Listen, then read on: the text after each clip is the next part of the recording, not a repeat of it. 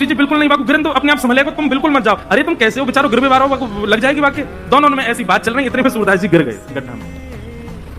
ठाकुर जी बोले जल्दी चलो, मंदिर खुलने को समय है क्या? श्री जी बोली पहले आपको बाहर निकालो, ये जब बाहर आ जाएगा तब जाऊंगी। ठाकुर जी बोले देखो मान जाओ। बोले ठीक है तुम अकेले चले जाओ, मैं तो ना जा रही, मैं तो आपको निकाल के जाऊंगी। अब श्री जी के बिना ठाकुर जी कैसे जाएं? ठाकुर जी बोले मैं तो पहले ही मना कर रहा हूं, मत चलो, मानो ना हो, मैं तो जानू ना आपकी बातन ने, ऐसी कृपा कर दें कोई पे भी। बोले कोई पे भी? सूरदास बोले मैं जानू, पर यहाँ पे अभी कृपा ना करनी, कछु दिना और या को ऐसे रहने हो। श्री जी बोली ना मुंह पे ना देखो चारो, अब ऐसा हो जाएगा या पे बिना कृपा किए गए तो श्रीनाथ जी के आधे नेत्र में आंसू रहेंगे, श्री जी रुदन करती रहेंगे। बोले मैं सुख से विराजना चाहूं, बाकी पहले आप कृपा करके चलो। श्री जी ने अपनी चुनरी दी और ठाकुर जी ने अपनी कारी कमरी वहां में बांध दी, और ऊपर से ठाकुर जी वहां गड्ढा में चिल्ला के करें बाबा बाबा शब्द सुनते ही सूरदास जी के तो रोंगटे खड़े हो गए।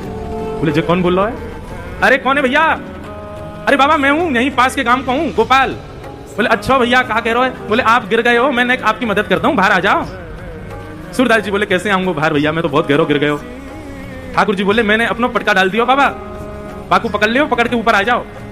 सूरदास जी ढूंढने लगे, तभी हाथ में पटका आयो। सूरदास जी ने जैसे ही वो पटका पकड़ो, कारी कमरी पकड़ी और ऊपर चढ़ने लगे, तो नासिका के पास जाती वह कारी कमरी में थे ठाकुर जी के श्री अंग की सुगंध, जो आज सवेरे सवेरे श्रृंगार के दर्शन में श्रीनाथ जी में जो इत्र प्राप्त भयो, वहां की सुगंधी और कारी कमरी की सुगंधी एक सी है।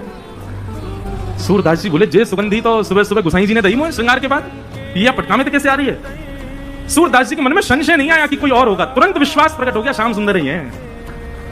और मानो कमर कसलई हो, बोले आज सूरदास छोड़ना ना है इनको, बड़ी मुश्किल से आए आज तो पकड़ना है। ऊपर आने लगे सूरदास, यहाँ ठाकुर जी श्री जी की चुनरी तक कारी कमरी बंदी भई है, और ठाकुर जी श्री जी की चुनरी पकड़ खड़े हैं, और ठाकुर जी की कमर पकड़ के श्री जी खींच रही है पीछे, और सूरदास बाहर आ रहे हैं। सूरदास जी जैसे जैसे बाहर आ रहे हैं, नेत्रन में आंसू आ रहे हैं, लेकिन पी रहे हैं। बोले आज बाबू को ना होनो, आज तो चतुराई दिखानी है।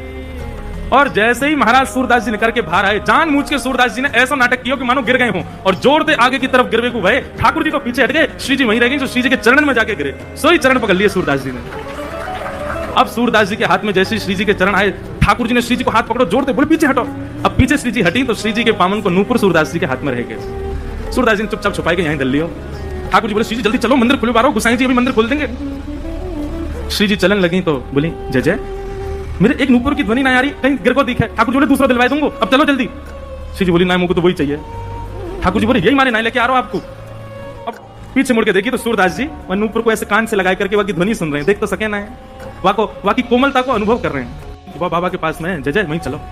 ठाकुर जी बोले अब यही पर हिंदी में दूसरी दिला दूंगा तुम्हें, अब चलो जल्दी, मंदिर में खुल जाएगा नहीं तो। बोले ना मुझको तो यही चाहिए। बाबा अरे भैया कौन है? बोले मैं ही हूँ गोपाल, अभी जाने आपको बाहर निकालो। अच्छा भैया कहे कहा बात है? बोले बाबा मेरे संग मेरी सखी आई,